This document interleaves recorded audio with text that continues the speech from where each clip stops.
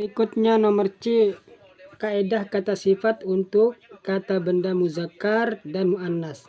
Jadi di sini akan dijelaskan bagaimana untuk membentuk kata sifat pada kata benda. Apabila satu kata benda muzakkar, maka kata sifat yang digunakan juga muzakkar. Artinya kata benda muzakkar menggunakan sifat muzakkar. Begitu pula untuk muannas menggunakan kata sifat yang muannas. Hal ini berlaku untuk kata sifat yang akhir hurufnya adalah huruf alif. A untuk muzakkar dan ya maklum i untuk muannas dan ya majhul e untuk jamak. Artinya ini kata sifat apabila akhirnya adalah alif, ya atau ya majhul, maka itu bisa berubah juga nanti untuk menyatakan kata benda yang muzakkar dan muannas. Contohnya adalah sini nanti akan ada beberapa jenis kata sifat yang akhirnya adalah alif. Itu bisa berubah menjadi ya dan bisa berubah menjadi ya majhul, i dan e. Contohnya adalah di sini bara madrasah. Bara artinya besar, madrasah artinya sekolah atau madrasah. Ini bentuk muzakkar. Bara madrasah ini bentuk muzakkar artinya sekolah yang besar. Beri masjid, yang tadi bara berubah menjadi beri. Kenapa? Karena masjid adalah muannas. Tadi madrasah adalah muzakkar, maka dia menggunakan daripada bara. Sedangkan masjid adalah muannas, maka menggunakan beri. Beri masjid, masjid yang besar. Berikutnya untuk orang yang dihormati atau untuk jamak menggunakan ya majhul e. Beri alim, alim orang alim. Beri besar, orang alim besar itu orang yang alim yang luar biasa. Itu ulama besar di sini terjemahkannya. Ini untuk adab menggunakan e, yang tadinya i, a menjadi i menjadi e tergantung daripada kata benda yang ada setelahnya.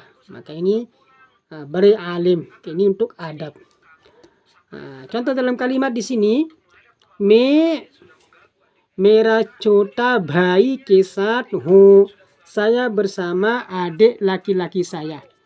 Mera छोटा भाई. छोटा di sini muzakkar, maka menggunakan karena kenapa muzakkar? Karena bayi adalah muzakkar. Muzakkar dengan muzakkar. Mera छोटा भाई, adik laki-laki saya. Artinya berikutnya, woh uski choti behan ke sath hai, dia bersama adik perempuannya.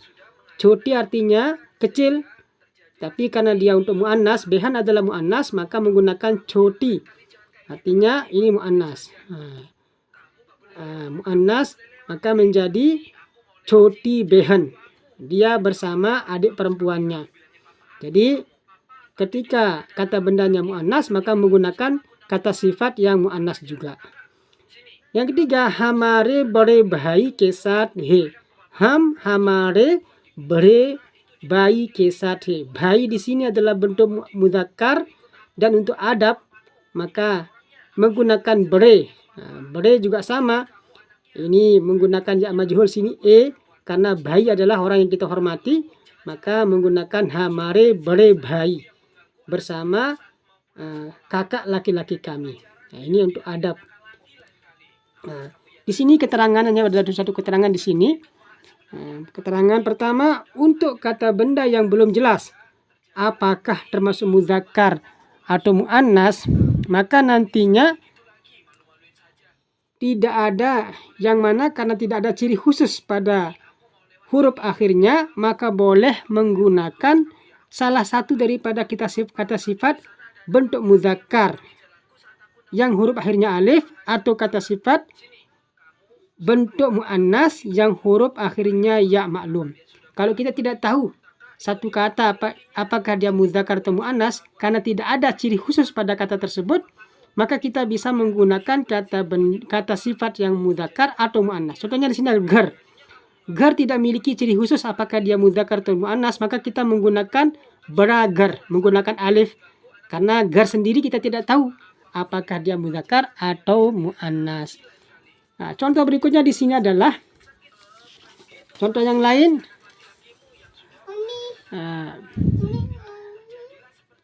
Choti masjid. Choti artinya kecil, masjid ya masjid ini untuk muannas, Maka karena masjid tidak punya ciri apapun, maka boleh menggunakan coti. Kalau kita tidak tahu sekarang masjid ini mudzakkar atau muannas, boleh kita menggunakan cota di sini. Cota masjid boleh, tidak apa-apa karena kita tidak tahu apakah masjid ini mudzakkar atau muannas.